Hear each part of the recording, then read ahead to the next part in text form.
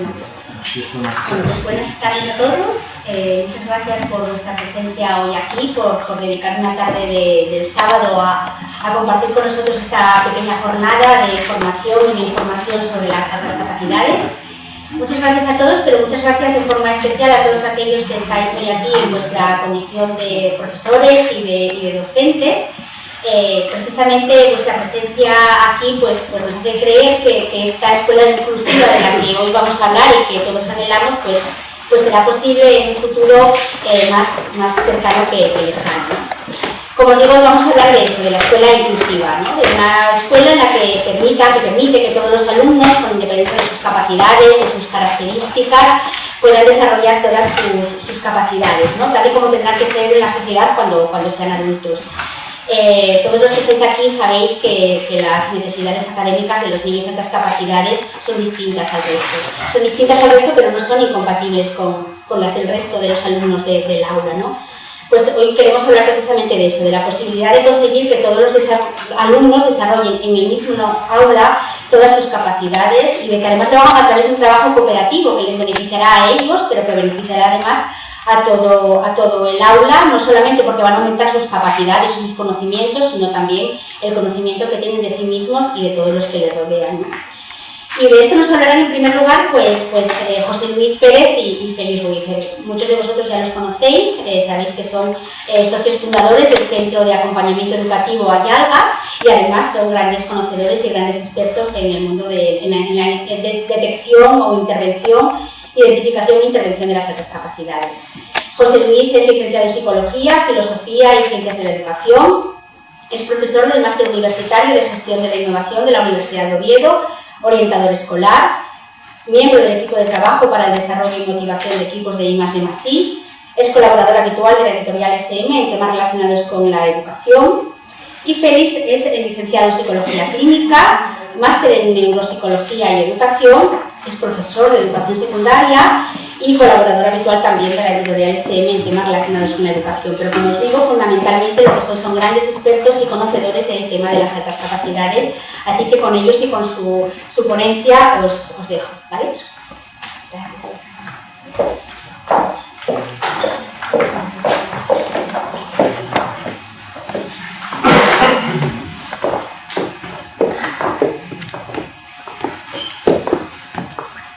Bueno, pues buenas tardes a todos y buenas tardes a todas y gracias por compartir esta tarde un ratillo agradable con nosotros.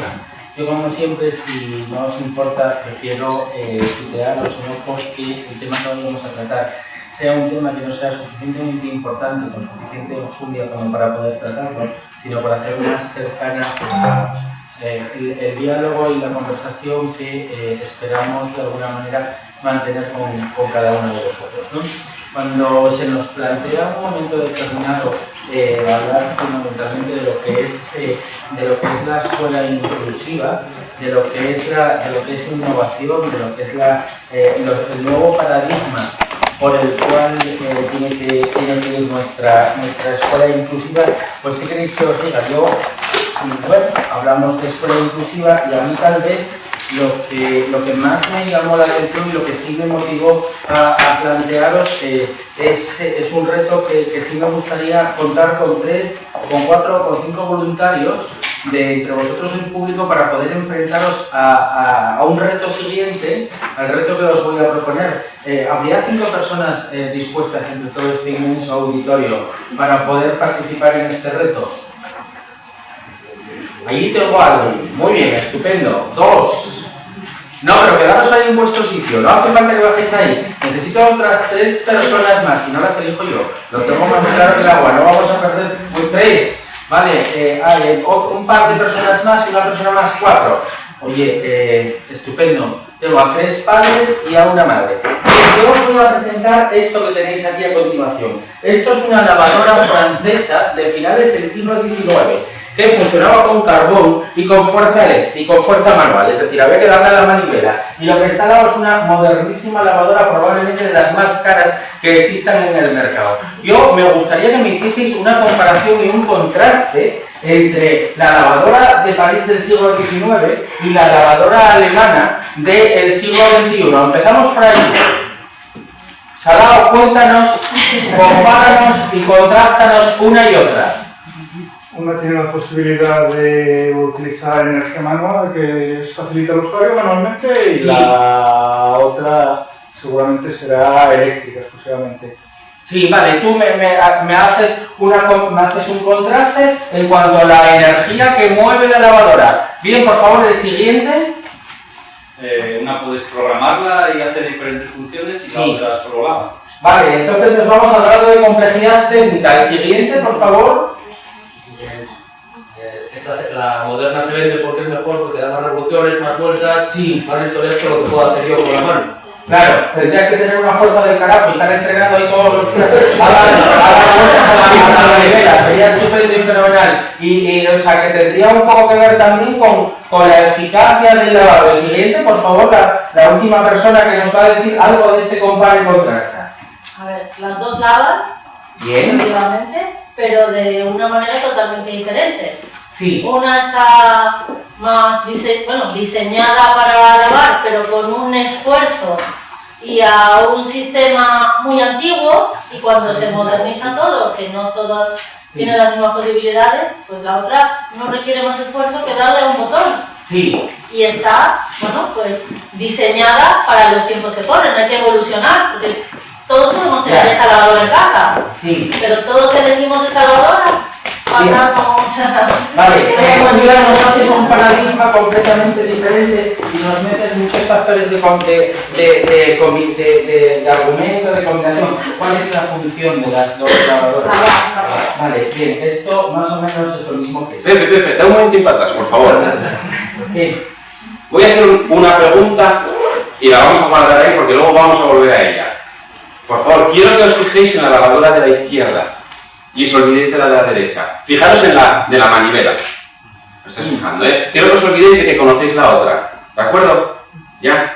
Perfecto, ya está, Pepe. vale, ya está. Yo, ¿sabes? Ahora que acabamos de interrumpir esto, yo me imagino la cara del señor y de la señora de aquella casa de París del siglo XIX, cuando de repente llegó un carromato tirado por caballos y bajó este artefacto ahí y de repente se lo metieron probablemente en el sótano, porque seguramente el señor y la señora de la casa no era los que daban la manivela, sino que tendrían a alguien que diese la manivela por ellos, y la satisfacción que tendrían y lo orgullosísimos que tendrían que estarían por tener toda una revolución tecnológica en su casa. Bien, yo me imagino en ese momento a esas personas. Bien, esto es lo mismo que ocurre con estas dos fotos. Comparemos y contrastemos. Tenemos una escuela de finales de principios del siglo XX y tenemos una escuela de principios del siglo XXI.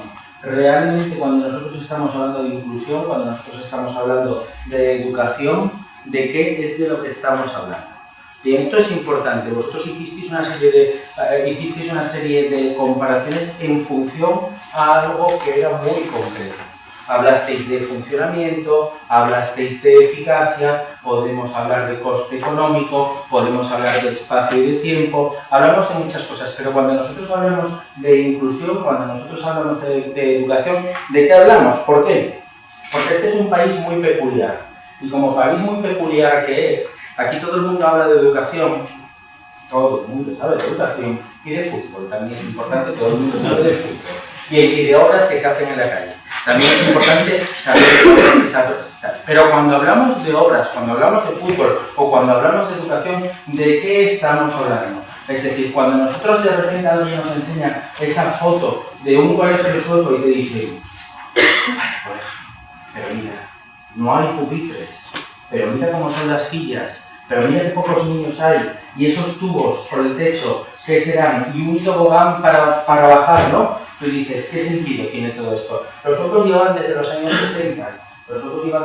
60, trabajando todo esto, estamos en el 2015, y cuando la revolución escolar les llevó años que después Félix os contará el porqué, porque hay sistemas que pueden ser más favorables a una revolución escolar y sistemas como el nuestro que son prácticamente impermeables. Llegar aquí les lleva 50 años. Nosotros como en ocasiones vivimos en un país como esto,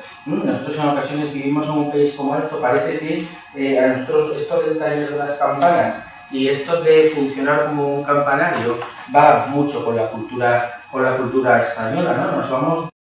Pasamos de ser tremendamente puristas en un momento determinado, pasamos de tener unos currículos tremendamente cargados a la última novedad. La última novedad en educación educativa es: no vamos a tener libros. Y entonces, aquellas personas que se precian y que saben mucho de innovación educativa dicen: yo no voy a tener libros en mi colegio. Esto va a ser estupendo y fenomenal. ¿Por qué? Porque estamos innovando. Bien, o sea que pasamos de llevar unas carteras cargadas con 20 kilos de libros al año siguiente no tener libros. Esto es educación inclusiva. Esto es innovación educativa en un momento determinado. Nosotros entendemos que cuando nosotros estamos hablando de inclusividad, chicos, nos tendríamos que ir a esos 6 parámetros que vosotros, que sí nos gustaría plantearos. En primer lugar, hay un parámetro tremendamente importante, que es el contexto en el cual nosotros estamos haciendo la educación. ¿Vale? ¿Qué es ese contexto del aula? A quienes de los que estamos aquí no nos hubiera gustado tener un aula como esa que hay ahí. Bien, ¿cómo son y cómo fueron nuestras aulas? ¿Por qué nuestras aulas de educación infantil son estupendas y maravillosas? Están cargadas de dibujos, están cargadas de colores, están cargadas de globos, están cargadas de tintas, tienen canciones por todos los sitios, sus sillas son de colores y de repente, cuando llegamos a segundo de bachiller, parece que estamos en un cementerio. Las mesas son todas iguales, los niños tienen que estar separados, nadie se puede mover. Las sillas, a ser posible, si son un poquito incómodas, también es importante que sean un poquito incómodas. Y lo que tenemos es una clase magna, una clase donde el docente sale, dice, y la interacción se va reduciendo cada vez más, ¿no? Ese contexto del aula. Por otro lado, el cambio de paradigma nos llevaría a lo que sería el rol del profesor. Muy tremendamente importante. El rol del profesor, ¿por qué? Porque vivimos una situación tremendamente complicada y compleja, más allá de lo que nosotros nos imaginemos, que es la llegada al acceso del mundo de la información. Bien, yo no sé cuántos de los que estáis aquí, cuando erais pequeñitos, teníais una inmensa biblioteca en vuestra casa. ¿Podéis recordar el número de libros que más o menos teníais en vuestra casa cuando vosotros erais pequeños? Ya lo tenéis. ¿Podéis recordar a dónde ibais para poder acceder a la información y tener conocimientos? ¿A dónde? A la biblioteca. Pero la biblioteca antes, por menos de 18 años, o menos de 18 años, no te dejaban entrar, era un poco complicado, por lo menos aquí en Gijón te dejaban ir a la biblioteca de Begoña. No sé si recordaréis aquella biblioteca que había en la mitad de Begoña que solamente tenía libros que nos ponían los dientes largos porque la mayoría de ellos eran de Walt Disney y nos explicaban lo maravilloso y maravilloso y fenomenal que era ir a visitar el parque de Walt Disney de Estados Unidos. Bien, ¿a dónde más íbamos cuando hace 40 años? ¿A dónde más vamos a recoger información? ¿A dónde más vamos a saber? ¿A dónde vamos a adquirir conocimientos o adquirir cultura? A la escuela. Los libros de SM, aquellos gordos. Sí, a la escuela. Bien. Realmente la escuela hoy en día tiene el mismo papel de transmisora de la información y de transmisora de conocimientos que hace 40 años. Es decir, cuando llega el Internet, cuando de repente uno en su smartphone, por muy pequeño y viejo que sea, tiene acceso a todos los recursos del mundo, llega a su clase de primero de la ESO, por ponernos un ejemplo, habla de los terremotos, llega a su casa completamente emparanoiado con aquello de los terremotos, coge su tablet, se mete debajo de la cama, se tapa con las sábanas para que nadie lo vea y se ve 40 vídeos de YouTube seguidos sobre los terremotos, tiene sentido en muchas ocasiones seguir trabajando en dotarlos de más cantidad de información en el mundo de la escuela.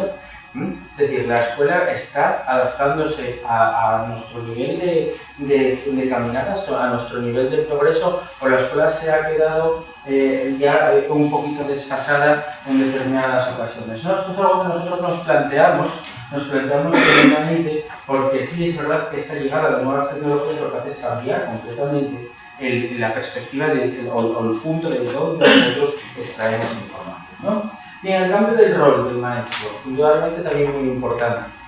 Vale, ¿por qué? Porque tenemos una legislación que nos dice en su preámbulo, sabéis que los preámbulos de las leyes, muchos de los que estáis aquí podéis ser abogados, en los preámbulos de las leyes se habla del espíritu de la ley, se habla de lo que quiere decir la ley. Y en muchas ocasiones nos encontramos con que la gente no se lee los preámbulos, sino que se va directamente a aquello que le interesa. Yo voy a saber si me van a subir el dinero que cobro o no. Yo voy a saber si me van a decir si tengo que trabajar 2 horas más a la semana o 3 horas menos. Pero coño, léete el preámbulo, porque cuando te lees el preámbulo sabes de qué trata. Pero bueno, los preámbulos a veces los pasamos, ¿no? El cambio del maestro, ¿por qué? Porque hoy en día se le pide al maestro, entendemos que demasiado. Se le pide y entendemos que ya no estamos hablando de una formación académica, sino que en muchos casos pedimos formación académica, pedimos formación social, pedimos que sea un mediador en la resolución de conflictos, pedimos que el maestro intervenga cuando hay alguna pequeñita disputa en casa y el niño se encuentra un poco pachucho. Es decir, llega un momento donde el rol del maestro también ha cambiado y también debería de ir cambiando, ¿no? Bien, nos encontramos con un mundo completamente cambiado. No es lo mismo nuestro mundo de ahora que nuestro mundo de hace 40 años, ¿no? Nos encontramos con unos alumnos que en la mayoría de los casos son mucho más exigentes, que en la mayoría de los casos son mucho más críticos, porque claro, es muy importante hablar del pensamiento crítico, Félix, ¿no? Pero cuando nosotros hablamos del pensamiento crítico y los alumnos nos critican a nosotros, entonces ¿qué coño me pasa? Vale, ¿estamos nosotros preparados para que nuestros hijos nos hagan una crítica a nosotros como educadores? ¿Llevaríamos esa crítica bien? ¿Estaría un docente preparado en un momento determinado para que sus alumnos le hiciesen una evaluación al final del curso y le dijesen, oiga, chapó, usted es fenomenal? O le dijesen, usted debería de cambiar esto. Esto es otro cambio importante, ¿no? Dentro de tal. Y por último, no me gustaría acabar esta parte sin deciros que a lo que nos enfrentamos es un cambio tremendo en la estructura familiar. Es decir, todo educa. Y es claro y obvio que la estructura familiar ha cambiado a lo largo de estos últimos 40 años. Es decir, hemos pasado, muchas veces la gente nos dice, es que antes todo lo que decía el maestro iba a Roma. Sí, estupendo, todo lo que decía el maestro iba a Roma. Y ahora a veces nos encontramos con familias más exigentes. Nos encontramos con familias más exigentes. Nos encontramos con familias en un momento determinado que nos demandan más.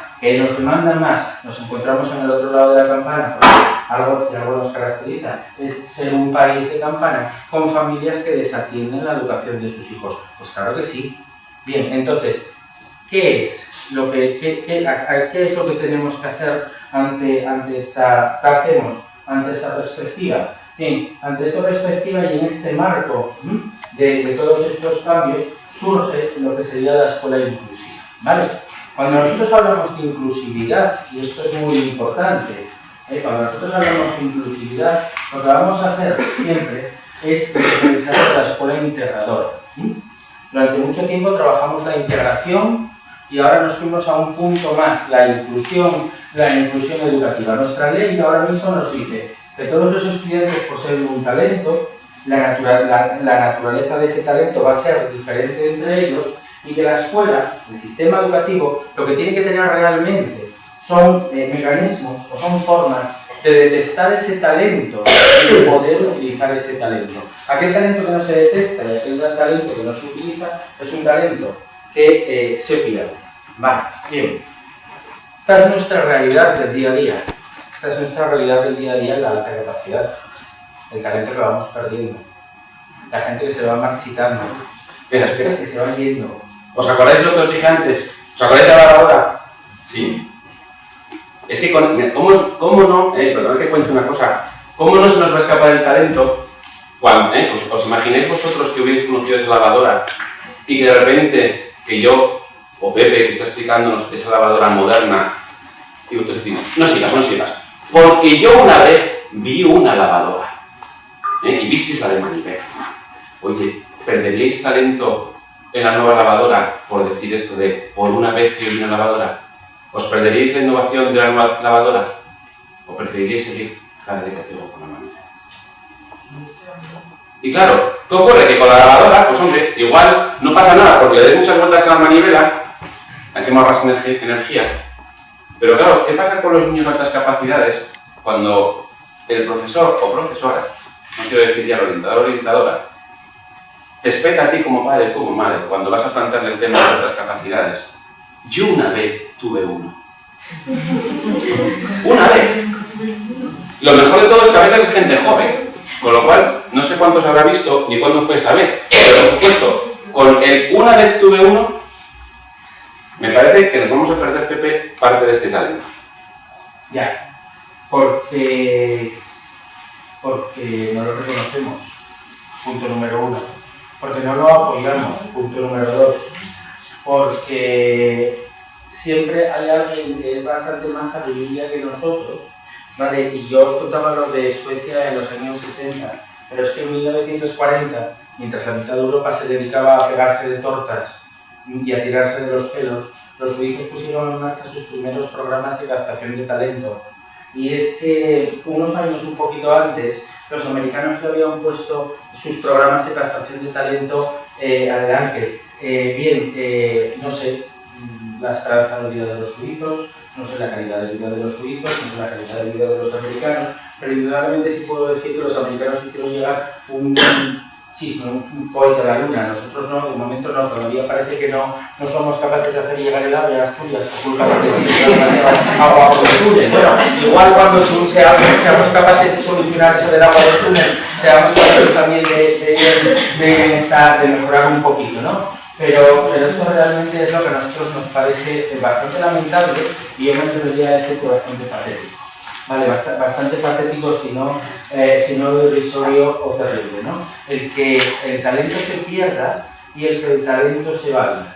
Y que las personas que nosotros durante todos estos últimos años hemos ido siguiendo y hemos ido viendo, son captadas por una universidad catalana para hacer un doble grado en no sé qué, o un triple grado en no sé qué más. Y al final, ahí están, viviendo fuera, pero no vuelven. Y la persona que no sé qué es, que tenía posibilidades económicas, se marchó a estudiar fuera. Y cuando se marchó a estudiar fuera, vino no sé quién que lo castró y ahí lo dejó. Y el que no sé tal, se fue a no sé dónde más. Y aquel emprendió y se fue por otro camino. Y como poquito a poco, lo que vamos haciendo es dejar nuestra sociedad sin una cantidad de exploradores, que lo que tienen que hacer es ir tirando de él. ¿Vale? Y esto es importante porque esto depende... esto es importante porque esto depende de la educación, ¿no? Y dependiendo de la educación, centrémonos en la educación y centrémonos en la escuela inclusiva. Nuestra escuela inclusiva, cuando hablamos de inclusividad, una escuela para todos, esto es muy importante, una escuela para todos. Y algo que sale de la escuela y va a las personas, no son las personas las que vienen a la escuela, es necesario una escuela inclusiva, es necesario una escuela inclusiva como primera parte de una función integradora, de una inclusividad en la sociedad. Sin embargo, la escuela tiene un hándicap en un momento determinado, ¿no? Y es que la escuela lo que hace en un momento determinado es agrupar a las personas, claro. De repente te llega un consejero, una consejera de educación, un ministro. Sabéis que para ser ministro de educación o consejero de educación hay que pasar un casting de ser de los más malos, porque todos son muy malos, ¿no? Entonces cuando dices, bueno, este es de los más malos, y este corta el dinero por aquí, y este no nos paga por aquí por tal, una vez que ya este tiene superado, entonces dice, nuestro sistema dice, agrupemos a los alumnos. ¿Cómo? Como las sardinas, por fecha de caducidad.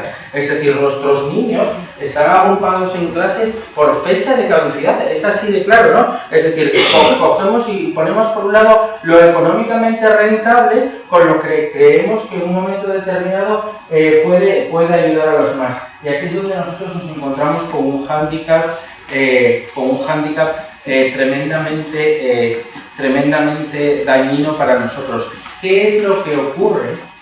¿Qué es lo que ocurre cuando tú, siendo una sardinita de estas y teniendo la misma fecha de caducidad, coño, resulta que no eres una sardina, resulta que eres un bacalao? ¿Y qué pasa si yo tengo un bacalao dentro de la lata de sardinas? Tengo que darle una respuesta diferente, ¿no? Hagamos lo que hagamos en la escuela, hagamos lo que hagamos en cualquier grupo, nosotros nos vamos a encontrar siempre que, sea como sea el grupo, nosotros lo vamos a poder dividir o clasificar en esa campana, ¿no? La terrible campana de Gauss. Porque la terrible campana de Gauss nos dice que lo que más hay en cualquier tipo de población es el 68% del medio. Es decir, que lo que más hay es la media. Y si derivamos la palabra media, acabaremos llegando a mediocridad. Entonces, lo que más hay dentro de cualquier grupo es la media. Intentamos entonces desde la escuela inclusiva, y esto es muy importante, y es por lo que estamos aquí, esto es muy importante, dar respuesta tanto a ese 14, a ese 2 y a ese 0,1% que van para un lado, como a ese 14, a ese 2 y a ese 0,1% que va para el otro lado. Pero es la escuela la que debe de dar la respuesta. Esto es tremendamente importante. Es la escuela la que debe de dar la respuesta. Bien, ¿por qué es la escuela la que debe de dar la respuesta? ¿Por qué tenemos que irnos a la inclusión? Porque ya no nos vale el concepto de integración, chicos. El concepto de integración es un concepto que quedó ahí abajo. En un momento determinado se cerraron los centros de educación especial. ¿Vale? Solamente quedaron para casos tremendamente deteriorados. Y en un momento determinado sacamos a las personas de los centros de educación especial y los incluimos dentro de la escuela ordinaria. Pero los incluimos separadamente. Buscábamos un aula separada, tenían un recurso separado, tenían su profesor de pedagogía terapéutica separado, tenían su profesor de AED separado. Es decir, de alguna forma, lo que no estábamos trabajando era una verdadera inclusión. Lo que sí estábamos trabajando es una integración, todos en el mismo sitio y un tutum revolutum. Pero en clase, todo el mundo sabía que tú, que estáis sentados ahí aquí a esquinita, cuando llegaba la clase de matemáticas, os ibais a otra clase de matemáticas diferente. Vale, con otro profesor diferente. O en vez de dar matemáticas, dabais latín. O en vez de dar latín, dabais lengua española, ¿no? Es un poco, eso es la parte de la integración. Y nosotros nos vamos a ir mucho más profundamente. Nosotros demandamos inclusión, y esto es importante. Demandamos que cada uno de esos niños que tiene una necesidad educativa específica esté dentro del propio grupo, comparta con el propio grupo, haga con el propio grupo actividades para sentirse parte de la sociedad. Porque aquí es donde empezamos a educar a los futuros ciudadanos de este país. Soy una parte importante de la sociedad, soy una parte importante de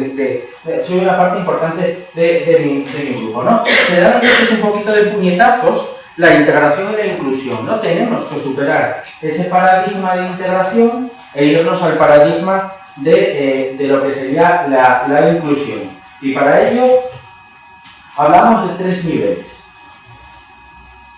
Llegó el momento de dar caña a alguien. Si os parece bien, vamos a meternos con alguien. En este país siempre tienen la culpa, ¿quién?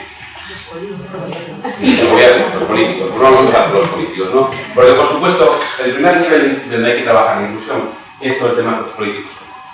Es cierto, que las leyes vienen hechas por donde vienen hechas. Tenemos unas leyes que lo que hacen es mantener un sistema excesivamente rígido.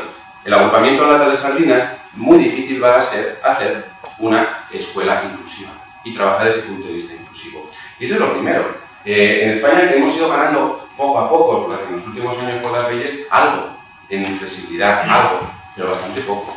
Y por tanto, esto que tantas veces os oímos a padres y a madres decir, es que ese sistema, claro, ese sistema es complicado cambiarlo. Pero eso es lo primero.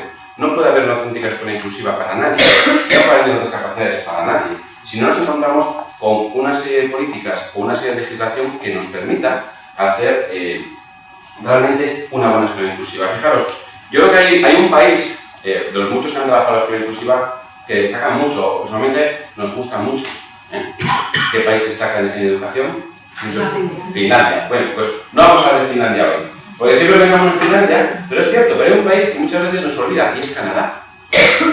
Y Canadá yo creo que tiene una trayectoria de la escuela inclusiva francamente grande, muy larga, de muchos años, porque esto no es nuevo.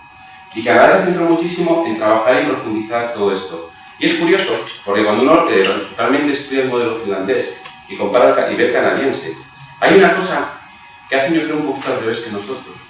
Y es que allí son los propios centros, o la legislación permite a los propios centros decidir ciertas cosas sobre cómo va a ser el centro. En función del alumnado que yo tengo, en función de la ciudad donde yo vivo, en función del barrio donde se ha implantado el centro, es el centro el que toma medidas adaptadas a las necesidades reales de los alumnos, y no al revés. Muchas veces nuestra legislación es tan rígida que parece que nos obliga a que los alumnos tengan que encajar en las leyes, y no al revés. Y claro, cuando hablamos de esos niños que no están en el medio de la campana, bien por un lado o por otro, muchas veces se nos escapan. Porque no, las leyes, yo creo que como decía Pepe, sí están hechas para la media, pero también fomentan lo que fomentan en muchas ocasiones. Y no me refiero a la mediocridad, sino lo que fomentan son muchos de los problemas que muchos de vosotros vivís en el día a día, fruto de esas supuestas razones, es que no se puede hacer nada. Y como no se puede hacer nada, porque la ley no lo deja, pues no hacemos nada. El centro escolar, lo mismo, como os comentaba ya, la posibilidad también de que el centro escolar haga cosas. Fijaros, a nivel de aula se han hecho muchos cambios y Canadá ha hecho cosas que yo creo que aquí, en algunos centros se empiezan a hacer, pero allí se iban haciendo hace 40 años. ¿Cuántos profesores suele haber en un aula en España? Uno.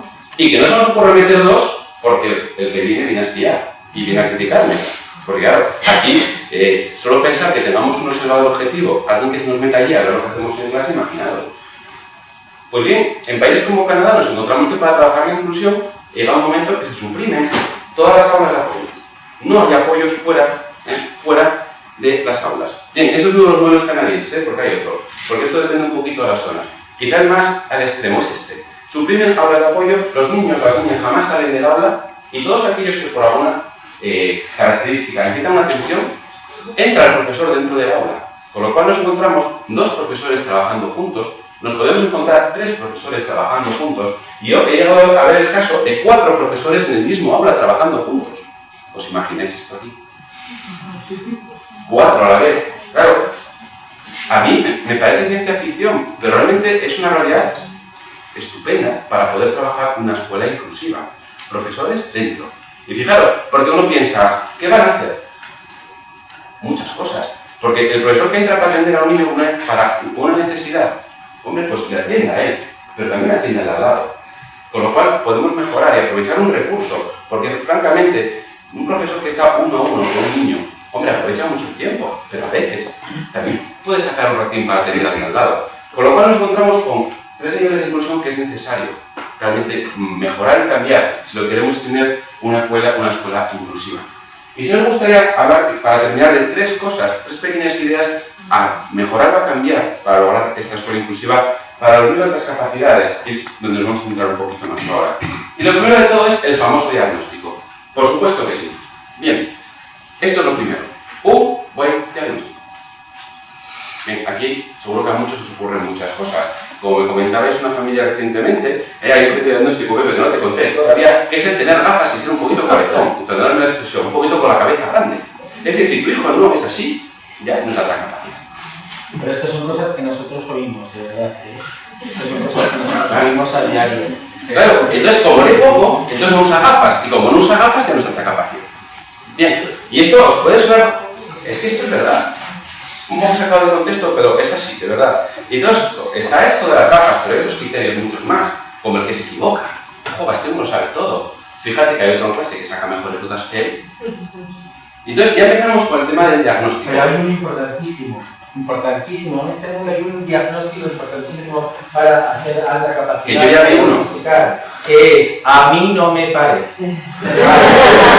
Bien, esto es el a mí no me parece. El a mí no me parece. Yo soy el a mí no lo veo. Sí, esto de no lo veo, no me parece, a mí me recuerda mucho a mi madre. Porque de repente yo iba por el verano así a la atardecer a las 9 o las 10 de la noche. Y decía mi madre, Pepe, ponte la chaqueta. Y yo decía, coño, mi madre tiene frío. Y decía, a ver, esto es lo mismo, mi madre tiene frío, yo me pongo la chaqueta. Mi madre va a seguir con frío si no se pone la chaqueta. Ese a mí no me parece, o no lo veo. Sí. No vamos a entrar hoy en cómo se hace un diagnóstico, pero esto es lo primero de todo, saber realmente qué tenemos delante. No importa, con cualquier niño, realmente una escuela inclusiva, ya que el objetivo es atender a todos los niños y responder a las necesidades de todos los niños y niñas que están ahí dentro, pues hay que saber qué necesita cada niño. Y aquí empezamos por el diagnóstico. Tenemos más cosas. Pero aunque el diagnóstico, como veíais en la transparencia, la diapositiva anterior, no forma parte realmente forma parte del proceso de integración, porque tú cuando haces integración diagnosticas y en función del diagnóstico vas a intervenir directamente en él. Es decir, dependes del niño. Vale, en la escuela inclusiva no vamos a dar que forme parte de ese tanto, o que no forme parte tanto de ese proceso de la inclusión. ¿Por qué? Porque es la propia escuela la que debe de dar alternativas, la que debe de dar recursos para que, con diagnóstico o sin diagnóstico, cada persona llegue a desarrollar lo máximo que pueda desarrollar. Nosotros somos conscientes de la dificultad del docente a la hora de hacer esto, y máximo cuando no hay un buen asesoramiento, cuando no hay un buen diagnóstico o cuando no hay unas buenas herramientas, ¿no? Veréis, el fundamento es que si nosotros tenemos un diagnóstico, nosotros nos acomodamos al diagnóstico. Nosotros hicimos una gran reforma psiquiátrica hace 20 años, más o menos. Hicimos una gran reforma psiquiátrica, ¿por qué? Porque nos encontrábamos gente, los psiquiátricos, que se habían perdido sus papeles y que se habían perdido, no se sabía quiénes eran. Yo tuve la gran suerte de ser una de las últimas promociones de psicología que hizo, creo que de las últimas promociones de psicología que hizo prácticas en el psiquiátrico, en la Caridad, allí en Oviedo, era estupendo y fenomenal. Allí había gente que llevaba 40 o 50 años ingresada, allí había gente que se habían perdido sus documentos nacionales de identidad, nadie sabía quiénes eran, nadie conocía a sus familias, y conocía a un personaje pintoresco, estupendo y fenomenal, que más o menos era así de alto. Yo solamente supe que su padre era ferroviario y vivía en un sitio de estos de cambio de agujas, y aquel hombre lo que hacía era componer ópera, y aquel hombre lo que hacía era tocar el piano y tocar el violín. ¿Vale? Le dejaba un violín de vez en cuando y tocaba un piano de vez en cuando. Pero aquel hombre tenía un armario lleno de libretos de ópera que había ido componiendo durante toda su vida, ¿no? Bien, imaginaros el diagnóstico. Aquel hombre estaba diagnosticado de esquizofrenia, y cuando aquel hombre lo sacamos las primeras veces que se empezaron a sacar a los enfermos del psiquiátrico fuera por Oviedo, lo llevamos a Salesas. Bien. Entramos ahí por la parte de abajo, y el número que nos montó a la hora de tener que coger una escalera de esas mecánicas fue tremendo. Tuvo que venir la policía y todo, porque se nos tiró al suelo y pensaba que había un bicho que lo iba a comer, ¿no? Era una cosa como tremenda. Imaginaros lo que había detrás de un señor que llevaba 40 años sin saber quién era y componiendo, ¿vale? Bien, entonces lo importante es que a nosotros decimos, hay parte del diagnóstico. Si nosotros diagnosticamos y lo que hacemos es ceñirnos a la característica que nos impone el diagnóstico en un libro, entonces la jodimos. Y perdón por la expresión, pero es así bien claro. Entonces la jodimos. ¿Por qué? Porque lo que hacemos es cambiar nuestra conducta en función del diagnóstico que tú tienes. Y esto es lo que ha ocurrido muchas veces en la escuela integradora, que hemos cambiado nuestros currículums, nuestra forma de actuar con los alumnos, que hemos cambiado todo en función del diagnóstico. Por eso hemos encasillado de alguna forma ahí a alumnos, y no hemos podido sacarlos adelante. Desde una perspectiva inclusiva sería diferente, ¿no? Desde una perspectiva inclusiva sería un poco diferente. Es tremendamente importante esto, y lo que tú entiendas un poco por ese diagnóstico, ¿no? El año pasado, más o menos por el mes de julio, tuve que presentar un programa de diversificación para el centro escolar donde trabajo, y me recibió un inspector estupendo y maravilloso. No voy a decir su nombre porque no me presta, pero lo diría, pero no lo voy a decir porque no me presta. Bien, un inspector que sabe mucho de integración, que sabe mucho de inclusión, un inspector que sabe muchísimo de inteligencia emocional y que sabe muchísimo de todo el campo de la psicología, de todo, sí. Una cosa estupenda y maravillosa, debe saber hasta de cómo cocinar y de todas estas cosas. Bien, entonces, uno de los alumnos que nosotros presentábamos a ese programa era un alumno con una deficiencia psíquica, con una deficiencia mental que no psíquica, y tenía un CI de 70, ¿no? O sea, un poco más límite de esa deficiencia psíquica, ¿no? Entonces me dijo, bueno, ¿y este chico cómo es que se presenta aquí? Bueno, entendemos que es la forma más adecuada de intentar darle una salida al chaval. Bueno, con un CI de 70, esta persona va a llegar a hacer algo en la vida. Me dijo, bueno, mire, lo mismo que usted que pudo ser inspector, si memoriza mucho, pueden preguntar y todo lo que quiera, que a lo mejor llega a ser inspector el día de mañana. Bueno, ¿qué me está diciendo usted?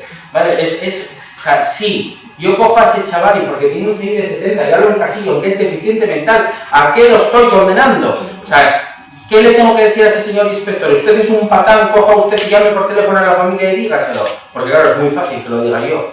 Vale, a usted me echan muerto a mí, usted sigue con su cochazo cobrando más céntimos de kilometraje porque usted tiene ese inspector y tiene que tener un cochazo y yo cobro menos, no se preocupe. Entonces, si encasillamos, esto es un caso real que realmente a mí me apeteció me tiraba al cuello y arañarlo, pero creo que ya saldría en los periódicos y estaba un poco feo, ¿no? Entonces, esto es un caso real. Si nosotros encasillamos a nuestros alumnos en la integración educativa, entonces sí que la jodemos, no hacemos absolutamente nada. De ahí que nos fallamos a la inclusión. Y sin caer en extremo, después de los diagnósticos, el que dice que mejor diagnosticar, no te preocupes, hombre, que para ver quieres ponerle un nombre a lo que le pasa, esto de las etiquetas es tan famoso, ¿no? Que sabéis que no es cuestión de poner etiquetas, porque no vas a vender algo en ningún sitio en el supermercado, para que lo creen y ponen un precio, sino saber lo que hay y lo que está pasando. Y siempre que hacemos un diagnóstico, por supuesto que no vale con evaluar exclusivamente esa parte cognitiva, que es una de las que hay que evaluar, por supuesto. Y no vale evaluar simplemente esa parte de la creatividad, que también hay que evaluar la que es lo que estamos acostumbrados y lo que oficialmente se suele hacer para hacer un diagnóstico de la capacidad. Tenemos que evaluar otras tres dimensiones, porque el ser humano no se acaba en el intelecto racional y en la parte imaginativa o creativa. Tenemos que seguir trabajando toda esa parte motriz. ¿Y qué pasa con un niño que le cuesta adquirir la psicomotricidad fina? ¿Por qué? ¿Acaso que es que en alta capacidad se supone que ya lo hacen todo bien? Pues no, habrá que ver realmente cómo está este tema. Habrá que ver qué pasa con el mundo emocional y habrá que ver qué pasa con el mundo sensorial. Y en función de estos 5 parámetros, lo que vamos a hacer es buscar sus necesidades. Vamos a ver qué necesita realmente este niño. Y fijaros, todo esto parte de un modelo, no sé si conocéis la programación de aprendizaje según el modelo de Willis-Schellenberg, que es un modelo muy interesante. Basándose en la teoría de la integración sensorial, en entender cómo el cerebro mezcla toda la información que nos llega por los sentidos, él nos explica algo que hoy es clave para hacer un buen trabajo en inclusión y entender lo que estamos haciendo. En primer lugar, que es ese nivel 1, que es donde están los sentidos. Esto es la base del aprendizaje. Con lo cual, hay 5 sentidos, todos los conocéis, no os voy a decir yo ahora, porque igual me equivoco en alguno, pero hay 2 que la teoría de la integración sensorial nos une y nos añade, que es el sistema vestibular y el sistema proprioceptivo. El sistema vestibular se refiere a todo lo que tiene que ver con el equilibrio. Por supuesto, ese niño que se nos sienta en la silla y se nos cae, hombre, puede ser muy inquieto, puede ser que la silla esté muy limpia y resbale, pero también puede ser que le cueste estar en equilibrio. Y de ahí que el niño a lo mejor no nos quiera subir al columpio. Y claro, ¿qué pasa con el sistema proprioceptivo? Que es esa noción del cuerpo, ¿no? Esos niños que muchas veces decimos torpes y ahí se nos acabó el diagnóstico, torpe, no. Eso es muy fácil. Y si realmente lo que tenemos es un que su esquema corporal, que muchas veces no sabe dónde termina su cuerpo porque no lo tiene bien adquirido y por eso cuando pasa por la mesa siempre choca con la esquina. Claro, la base de todo el aprendizaje son los sentidos en primer lugar. Sobre esto vamos construyendo el nivel 2, que es donde el esquema corporal, el tema de las posturas, los patrones motores del movimiento, adquirimos pequeños patrones para saber movernos. Aprendemos a caminar, tarea compleja desde el punto de vista cerebral. Aprendemos a coordinar el movimiento de la mano con la otra mano. Este tipo de cosas las vamos adquiriendo en un nivel 2. Y todo esto está en la base. Muchas veces decimos, insistimos, la importancia de hacer un diagnóstico temprano, pronto. Es muy importante hacerlo pronto. ¿Por qué? Porque entre esos 3-4 años es cuando todo esto se está desarrollando. Cuanto antes detectemos una posible necesidad de trabajo, mejor vamos a intervenir y, por supuesto, mucho más vamos a paliar cualquier consecuencia de, si queréis, de una pequeña falta de integración sensorial. Y claro, ahí ayudamos con otra cosa, la gente que no quiere evaluar tan abajo, cuando sabemos que esto es la base. Llegamos a un nivel 3, donde entra ya todo el control, como os decía, de la postura, la coordinación ojo-mano, y todo esto, fijaros, se desarrolla antes de terminar la educación infantil. Fundamentalmente, si un niño no tiene todo esto bien desarrollado, cuando saltamos a la etapa de primaria, pues todo lo que viene después, el aprendizaje académico, pues podemos tener dificultades. Podemos tener dificultades en la conducta, por supuesto, si no tengo buen control de impulsos, porque cada vez que tú me gritas, yo me pongo como una moto y te pego. Bien, o por ejemplo, otras actividades del día a día. Y claro, yo me dice, ¿y ahora que terminé de contar esto, para qué os cuento esto? Porque lo que sabemos es que aproximadamente 1/3 de los niños de altas capacidades tienen dificultades de integración sensorial. Dificultades no implica un trastorno, no implica grandes problemas, pero sí pequeñas dificultades porque su cerebro no funciona igual Y de aquí vienen muchas de las dificultades en el aprendizaje o en la conducta que nos encontramos. Y claro, ya que estamos hablando de escuela inclusiva, ¿qué es lo que va a necesitar este niño? Pues algunas de estas cosas. Y por eso, si empezamos desde abajo, trabajando todo esto bien, ojo, y esto vale para todos los niños, esto sí que es inclusivo, trabajar con todos este tipo de cosas, que se hacen, yo creo que se trabajan muy bien algunos de los sentidos, pero alguno queda un poquito a veces en el aire en algunos centros.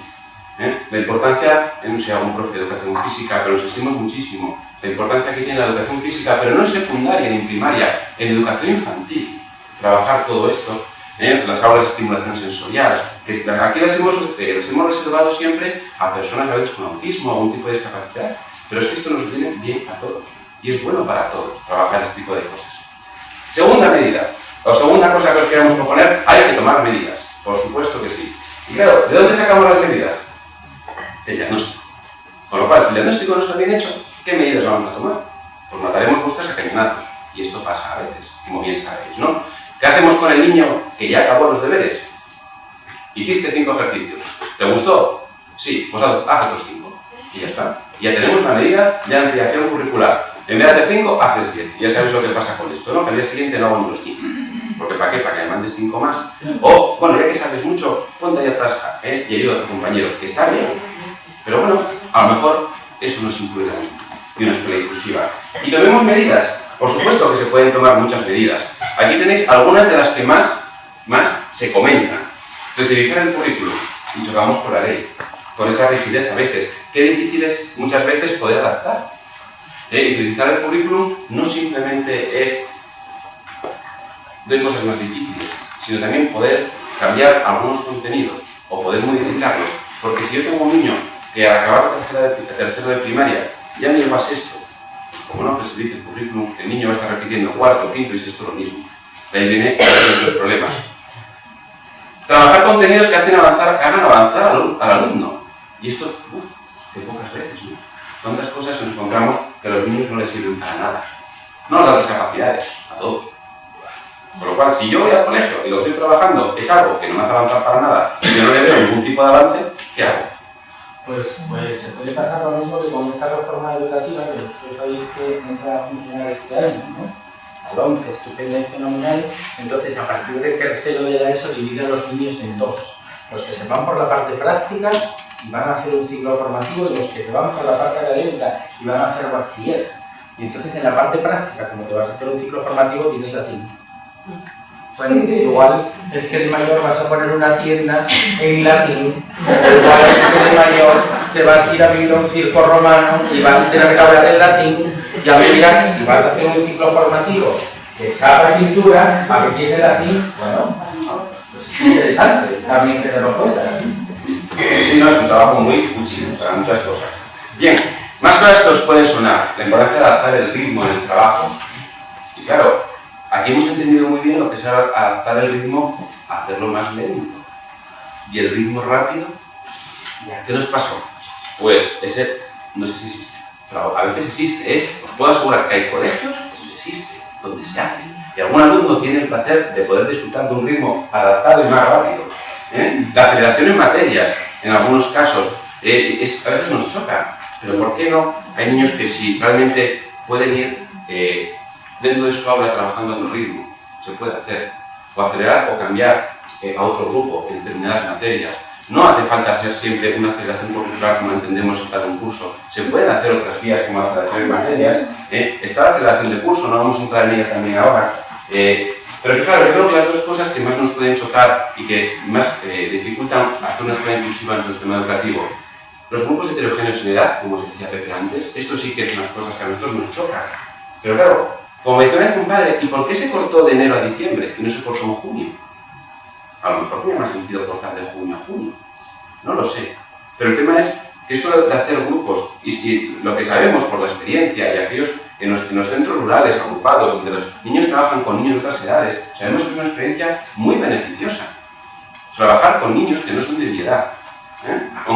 Y esto es algo que nos cuesta. Imaginar un colegio donde los niños ya no entren por edad de nacimiento solo y los agrupamos durante 3 años de infantil, 6 de primaria, 4 de la ESO, 13 años con niños solo por el criterio de mi edad.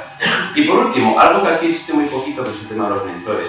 Yo creo que una de las herramientas que ayudaría muchísimo a los niños de discapacidades a estar dentro de esta escuela inclusiva es el poder contar con personas que les estimulen, personas que les aporten realmente algo y que les haga un pequeño seguimiento, que sean sus pequeños mentores. Algo que esto se hace habitualmente en otros países, de forma habitual. No os quiero contar ya nada la labor del voluntariado que se hace en otros países donde personas colaboran voluntariamente dentro de la escuela. No es que haya a lo mejor 2 profesores, es que además puede haber un voluntario, una persona, un profesor jubilado, o una profesora jubilada con mucha experiencia. ¿Por qué no puede estar dentro de un aula ayudando a ese profesor que acaba de empezar? O dando su experiencia voluntariamente y colaborar con alumnos. ¿Por qué quiere? Se rompe una pierna, entonces ¿quién se la arregla? ¿Qué seguro la cubre? ¿El del colegio o el del no colegio? Es que tú estás también diciendo unas cosas como un poco tremendas. Ya. Y que no puede coger la baja. Ya. Bien. Y por tercero, el tema de la colaboración. Fijaros, yo creo que es clave y tenemos que ir volviendo a entender una escuela donde colaboramos. Los modelos cambiaron muchos, como en el chiste que seguro que conocéis de los buenos años, de aquellos padres que apoyaban siempre al alumno, a la profesora en todo, o con aquellos padres que solo apoyan al alumno. Pero es que la colaboración en la escuela no termina en la familia, con el profesor o con el centro. No solo, está también otra colaboración en otros niveles que es fundamental, con las asociaciones, yo creo que es muy importante, asociaciones con los expertos, con profesionales, de dentro o de fuera del centro. Pero la experiencia es que cuando se colabora, cuando sumamos fuerzas, en vez de andar parcializando, y este es mi terreno, y tú estás aquí, y tú estás fuera del colegio, el resultado para los niños siempre es muchísimo mejor. Probablemente nos costará mucho llegar al modelo canadiense, yo creo que no vamos a llegar nunca. Ningún modelo es perfecto, por supuesto que no. Hoy está de moda esto de quitar paredes de las aulas y poner tabiques de cristal y hacer aulas como muy grandes y mezclar a la gente. Sabéis que lo que está poniendo de moda en España, ¿no? Entrar con el martillo allí por el colegio y tal, todo aquello. Puede servir, pero es que en Canadá se descubrió hace muchos años que era mejor quitar los muros de los colegios. Los colegios no tienen ni vallas ni muros porque se integran en la comunidad de otra manera. Con lo cual, eso es la escuela inclusiva. Una escuela inclusiva que no es un gueto, no es un sitio cerrado, sino que forma parte del barrio, forma parte de la ciudad, de la zona en la que vive, que se adapta a los niños según las necesidades de su barrio. Y si aquí estamos en una ciudad de costa, por supuesto que hace falta un ciclo formativo de pesca. No tendría sentido ponerlo en el interior. Hacemos algo de pesca. Pero es que nos encontramos cosas de este estilo, que son auténticos sentidos en la educación de los niños, o el sistema escolar no se adapta a las necesidades reales de los niños. Sí, para terminar, hay un señor que es bastante famoso en Canadá, que es Jim Hansen. Él resume la inclusión en estos términos: que cualquier niño en su escuela tiene derecho a pertenecer, ser aceptado, tener éxito, esforzarse por hacerlo bien y ser útil a los demás. Yo creo que nos falta mucho para llegar aquí, pero la escuela inclusiva entiendo que es posible. Se está haciendo en el planeta Tierra, con la parte de otros planetas, aunque tengamos que cruzar el charco, y hay muchos coles que también en España están empezando a hacer, o han hecho desde hace tiempo, este tipo de cosas. No es una utopía, se puede lograr. Con lo cual, ojalá algún día para nuestros chicos de altas capacidades, esa escuela permita que no se pierda este talento que tienen y sobre todo que se conviertan, pues lo que todos los padres y las madres queréis, que sean felices. Muchas gracias.